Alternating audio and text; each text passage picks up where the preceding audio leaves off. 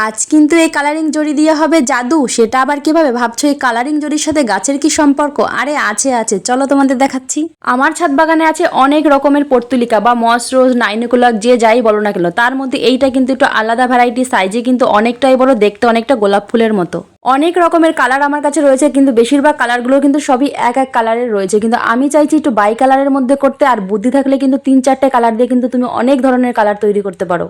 কারণ এই পর্তুলিকা কিন্তু কাটিং থেকেও হয়, আবার বীজ থেকেও তৈরি হয়। সেই টেকনিকটাই তোমাদের কিন্তু আজ দেখাবো। আজকে দেখো আমি পার্পল কালার আর হোয়াইট কালারের মধ্যে এইভাবে পরাগায়ন করে দিয়েছি, আর এদিক থেকে নিয়েছি সাদা রানীর কালারে, এটাও পরাগায়ন করে দেবো।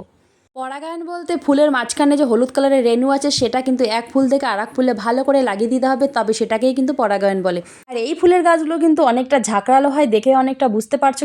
এবার ভাবছো এত ফুলের মধ্যে কোন ফুলগুলো আমি পরাগায়ন করেছি কিভাবে বুঝতে পারবো? এবারেতে ওই আমার কালারিং জড়িগুলো কাজে লাগাবো। এবার সুন্দর করে সাইজ করে সরু করে কাঁচি দিয়ে কেটে নিচ্ছি।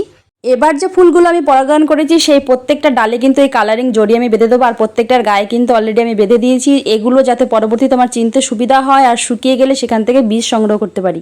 আর এই ফুলগুলো সম্পূর্ণ শুকিয়ে সেখান থেকে বীজ তৈরি হতে কিন্তু 2 থেকে 3 সপ্তাহের মতো সময় লাগবে। আর এই বীজগুলো সংগ্রহ করে ঘন বৃষ্টি আসার আগে কিন্তু বীজগুলো আমি বুনবো, আর কী ধরনের ফুল পাই সেটা কিন্তু তোমাদের অবশ্যই দেখাবো। আর সেই ভিডিও দেখার জন্য কিন্তু আমার চ্যানেলটাকে অবশ্যই সাবস্ক্রাইব করতে হবে, আর ভালো লাগলে কিন্তু একটা লাইক আর শেয়ার কিন্তু অবশ্যই করবে। আমার বাগানে কিন্তু এরকম পর্তুলিকা অজস্র ফুটে রয়েছে, আর এদিকে দেখো একটা মৌমাছি চলে এসেছে। কষ্ট করে গাছ লাগাই আমি, আর ও এসে মধু নিয়ে চলে যায়। আজ তবে আসি, টাটা।